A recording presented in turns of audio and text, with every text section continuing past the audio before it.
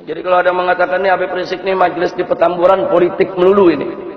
Saudara, kita ini semua makhluk politik. Artinya tidak ada satupun warga negara di negara manapun yang tidak tersentuh oleh politik. Ima dia menjadi pemain politik, ima dia menjadi komoditas politik, ima dia menjadi korban politik. Nggak tersentuh politik ya. Buktinya bagaimana? Mari kita lihat. Kita warga negara. Saya tanya, wajib tidak tunduk kepada undang-undang? Kalau melanggar undang-undang di penjara gak? Di penjara. Saya tanya, undang-undang siapa yang buat? DPR. DPR lembaga politik bukan? Itu keputusan politik, saudara. Anggota DPR musyawarah membuat undang-undang, diambil keputusan, undang-undang itu diberlakukan kepada setiap negara. Itu putusan politik. Jadi siapa bilang kita ini bisa terlepas dari politik? Nggak bisa, saudara. Makanya salah kaprah. Saudara, kalau ada mengatakan, saudara ngaji, kita nggak usah bicara politik. Kalau kita nggak bicara politik, nanti para bajingan yang main politik, saudara. Kalau umat Islam tidak berpolitik, nanti yang berpolitik itu koruptor, bajingan, orang kafir, saudara, orang-orang yang akan ngerjai kita semua. Nggak bisa. Sekarang umat Islam jangan berpolitik, umat Islam jangan bicara politik. Akhirnya umat Islam pada bodoh soal politik, saudara. Kiai nggak ada mendekat ke politik, habaib nggak ada mendekat ke politik. Akhirnya yang masuk ke jurang politik hanya para bajingan, para penjahat, saudara, mereka yang tidak menjalankan ajaran agama. Akhirnya mereka yang buat undang-undang, mereka yang buat keputusan, mereka yang buat aturan, kita yang mesti melaksanakan. Jangan. Kalau kita nggak mau berpolitik praktis, silakan. Tapi jangan sampai mengatakan saya nggak mau bicara politik sama sekali. Nggak boleh, saudara. Nggak boleh. Kalau Anda tidak berpolitik, saudara, Anda akan jadi komoditas politik. Berapa banyak majelis-majelis taklim menjadi komoditas politik, saudara? Hanya dijadikan sekrup oleh partai politik. Begitu lagi pilpres, begitu lagi pilkada, bantuan diberikan kepada berbagai macam majelis-majelis taklim untuk dukung calon ini, dukung calon itu, dukung partai ini, dukung partai itu. Itu namanya komoditas politik. Hanya diperalat kok, cuma dijadikan sekrup kok. Tanpa majelis-majelis taklim tadi, saudara, kau punya hak untuk menentukan siapa calonnya. Cuma dijadikan sekrup untuk memperkuat orang lain. Maka itu kita katakan di sini khususnya kepada generasi muda yang punya bakat politik, masuk politik. Tapi ingat, kalau Anda mau jadi politisi, kalau Anda mau jadi pemimpin di negeri ini, dari mulai Anda muda, dari mulai sekarang, jangan melakukan suatu pekerjaan yang akan menyulitkan Anda di masa depan. Jangan mencuri, jangan berzina, jangan menenggak minuman keras. Saudara, jangan berbuat yang asusila. Ini anak-anak muda, subhanul yawm rijalul ghad, pemuda hari ini, pemimpin di hari yang akan datang. Kalau hari ini Anda melakukan tindakan-tindakan asusila, tindakan-tindakan amoral, itu akan terus melekat sampai Anda dewasa nanti. Dan bahaya kalau Anda punya segudang kekurangan, segudang celah, segudang kejahatan, jangan terjun di politik. Berbahaya. Kenapa? Sebab kejahatan Anda, kebejakan Anda, keburukan Anda akan dijadikan alat oleh musuh untuk memeras Anda. Itu akan terjadi pemerasan politik. Bikin undang-undang macam ini ya. Kalau kau nggak setuju, ini nanti kejahatanmu kami ungkap. Bikin aturan seperti ini ya. Kalau kau nggak setuju, ini nanti kebejatanmu akan kami sebarluaskan ke tengah masyarakat. Ini namanya pemerasan politik. Jadi kalau Anda mau jadi pemimpin di negeri ini kayak anak-anak muda, Anda mau jadi anggota dewan, Anda mau jadi menteri, Anda mau jadi presiden, dari sekarang jadilah pemuda yang bersih. Bersih. Bersih akidahnya, bersih syariatnya, bersih akhlaknya. Sehingga begitu ke depan Anda menjadi pemimpin bangsa, tidak ada yang bisa memeras Anda. Nggak ada yang bisa ngancam, nggak ada. Anda bisa dengan bebas mengambil keputusan tanpa ancaman, tanpa pemerasan politik. Nah ini yang mesti ditanamkan ke anak-anak muda kita. Jangan anak-anak muda kita diajarin dari muda, jangan berpolitik, jauhkan diri dari politik. Nah kalau anak muda yang bagus pada jauh dari politik, akhirnya main politik narkobais semua. Nah kalau pecandu narkoba main politik, akhirnya besok ada undang-undang melindungi narkoba. Nah, jadi sekali lagi ya kawan, jangan sampai kita termakan. Saya tidak suka ikut partai politik, saya nggak mau ikut politik praktis, tapi saya tidak boleh buta politik. Harus tahu politik, harus ngerti politik. Bagaimana politik yang dimainkan oleh musuh-musuh Islam. Sehingga kalau kita tahu langkah mereka, kita akan melakukan langkah-langkah untuk mengkanter dan melawan kejahatan politik mereka. Ya, kira-kira jelas tidak? Nah, seperti sekarang, kita teriak, oh, udah nggak usah ikut politik, udah nggak ikut politik. Besok ini yang akan milih gubernur di Jakarta ini adalah warga, saudara. Anda semua akan ikut sertakan untuk memilih.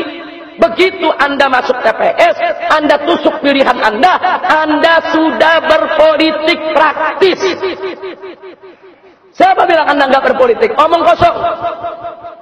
Saudara. Dan posisi kita sekarang dilematis. Ada mengatakan baik, saya nggak mau berpolitik, saya nggak mau masuk kotak TPS dan seterusnya. Baik. Kalau Anda golput, terus orang kafir lagi yang menang. Ingat, pada pemilihan gubernur yang lalu, saudara, di Jakarta yang menang adalah golput. Yang menang golput, saudara, di Jakarta.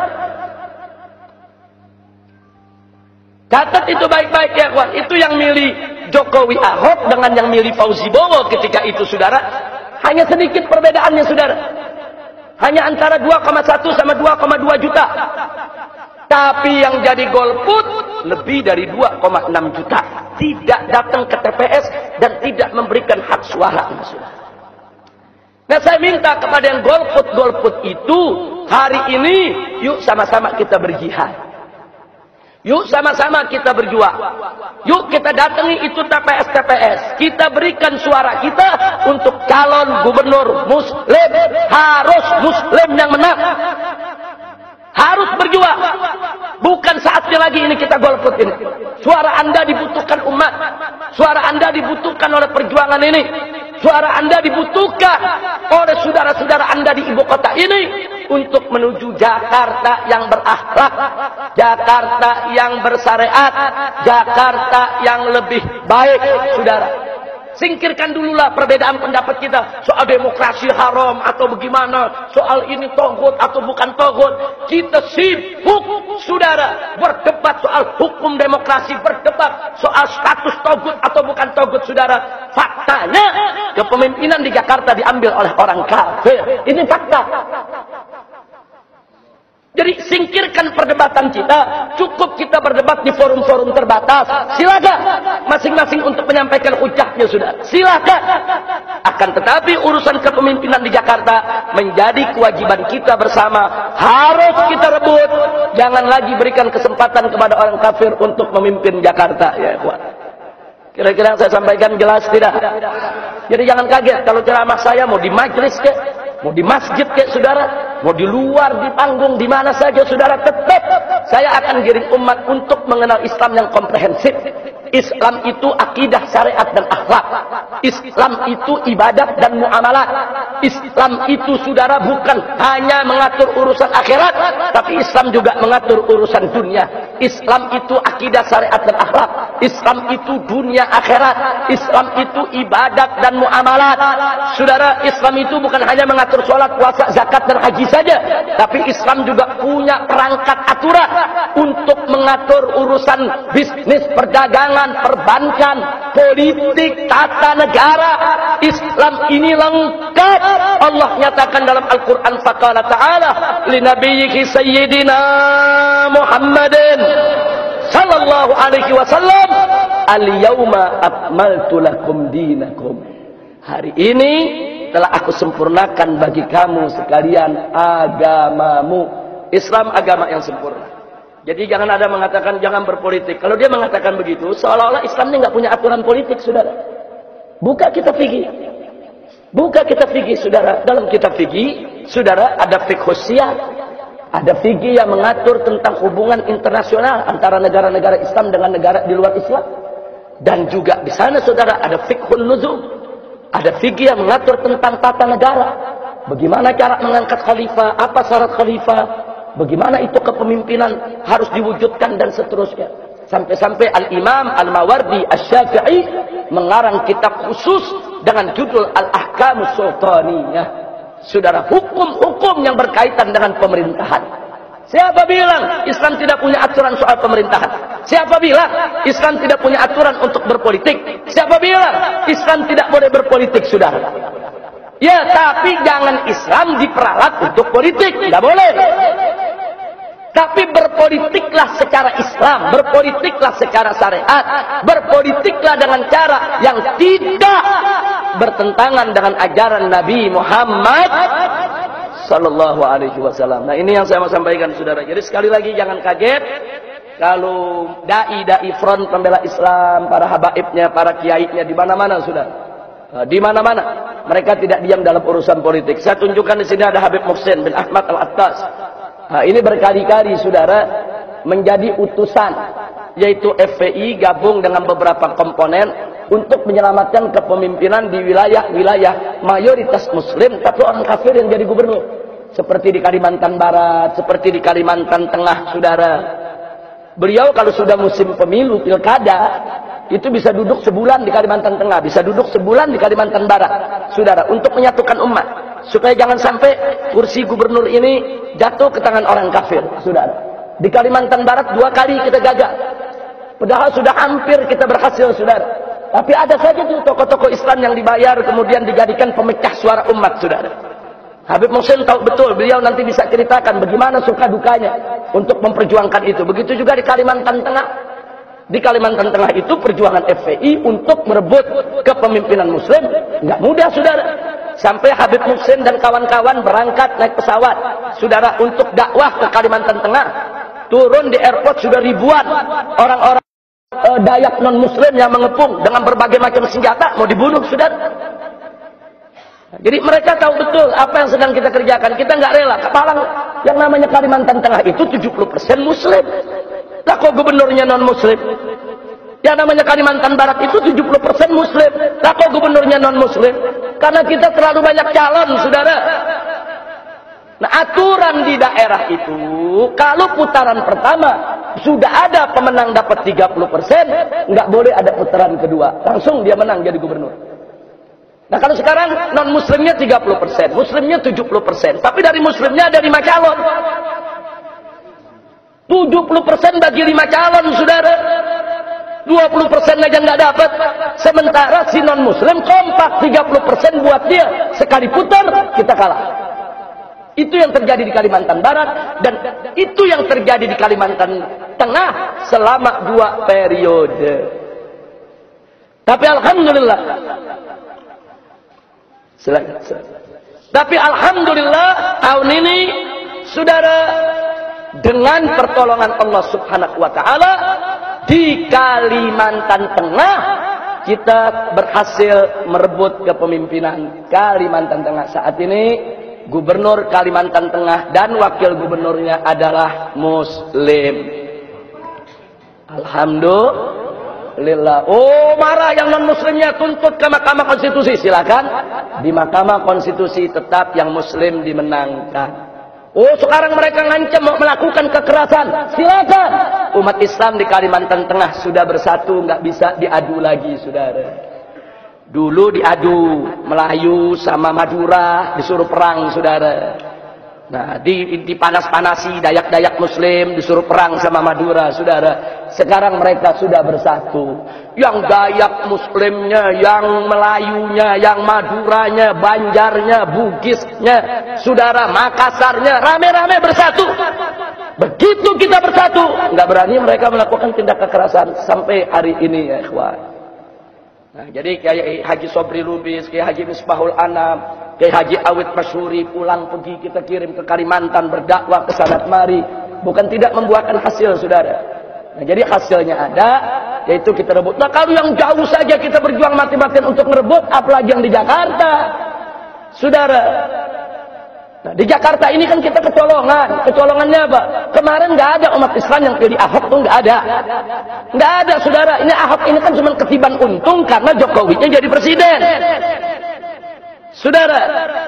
Nah, jadi sekarang ini dia naik popularitasnya ya karena dia selama ini menjadi gubernur, kemudian sering masuk televisi, melakukan manuver-manuver politik, saudara, dan seterusnya dan seterusnya.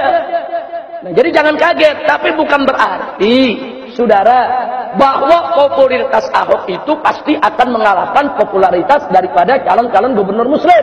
Enggak begitu, saudara. Kita lihat besok. Yang penting kita bersatu, kita bersama, jangan pecah. Saya ingatkan kepada para habaib, para kiai, khususnya para pimpinan agama, wallahi demi Allah, kalian yang paling bertanggung jawab. Kalau sampai ada habaib, kiai mendukung calon gubernur kafir, kalian akan bertanggung jawab di hadapan Allah dan Rasul. Jangan coba-coba memberikan dukungan kepada orang kafir, mutlak haram. Jangan putar balik ayat Al-Quran, jangan putar balik hadis Nabi. Hat burhanakum in kuntum shadiqin. Tunjukkan itu. Kiai-kiai habaib yang mengatakan, saudara, orang-orang kafir boleh menjadi pemimpin untuk umat Islam. Tunjukkan hat burhanakum in kuntum shadiqin. Bahaya cukup. Saya siap untuk mubahala dengan mereka, sudah. Tunjukkan dalilnya, mana ayat Qur'annya, mana hadis Nabinya. Umat Islam boleh memilih orang-orang kafir sebagai pemimpin. Saya siap mubahalah dengan mereka. Kalau saya yang salah, saya dilaknat oleh Allah Subhanahu wa taala. Tapi kalau mereka yang salah, mereka dilaknat oleh Allah Subhanahu wa taala. Mati dalam keadaan hina. Jangan hanya untuk urusan dunia. Jangan hanya untuk urusan uang tidak seberapa. Jangan hanya untuk dana bantuan buat majelis atau pondok pesantrennya, saudara. Akidah dijual, syariat dijual, akhlak digadaikan. Inna lillahi wa inna ilaihi raji'un. Baik, saya di sini tidak mau diadu, saudara. Karena itu saya tidak perlu, dan kita juga semua tidak perlu menyebut nama kiainya, nama habibnya. Jangan. Sebab kalau kita diadu, saudara, nanti yang kafirnya tepuk tangan. Sebab musuh kita ini bukan si kiainya, bukan si habibnya, saudara. Jadi fokuskan serangan kita kepada si kafir. Fokuskan perlawanan kita kepada si kafir. Fokuskan gerakan kita untuk melengsarkan si kafir. Jangan mau kita diadu antar majelis taklim, saudara. Insya Allah. Nah, ini yang saya mau sampaikan. Tapi alhamdulillah, saya senang dan saya bersyukur kepada Allah. Belakangan ini banyak majelis-majelis taklim seluruh Jakarta. Dari majelis yang kecil sampai majelis yang besar, saudara. Mereka datang bersilaturahmi kepada kita. Mereka menyampaikan apa yang mereka inginkan secara umum. Saudara, keinginan mereka dengan keinginan kita sama. Ini majelis-majelis taklim besar yang ada di Jakarta ini, alhamdulillah, mereka dengan kita punya keinginan yang sama, ya Allah. Tinggal bagaimana kita mengkonsolidasikan kekuatan ini, mengkoordinasikannya dengan baik, dan kita harus bagi-bagi tugas. Enggak semua orang bisa berteriak, saudara. Yang bisa berteriak, berteriaklah. Tapi ada orang yang hanya bisa berbisik, ya berbisiklah. Sudah. Jadi sesuaikan dengan kemampuan kita. Yang bisa teriak-teriak, yang bisa berbisik-berbisik, saudara. Nah, mari kita berjuang sama-sama. Rebut dari kepemimpinan di Jakarta. Jangan pernah lagi berikan Jakarta kepada orang kafir. Siap berjuang, siap bersatu, siap bekerja sama. Takbir. Sallu ala Nabi. Siap rebut Jakarta, siap rebut Jakarta. Takbir. Sallu ala Nabi.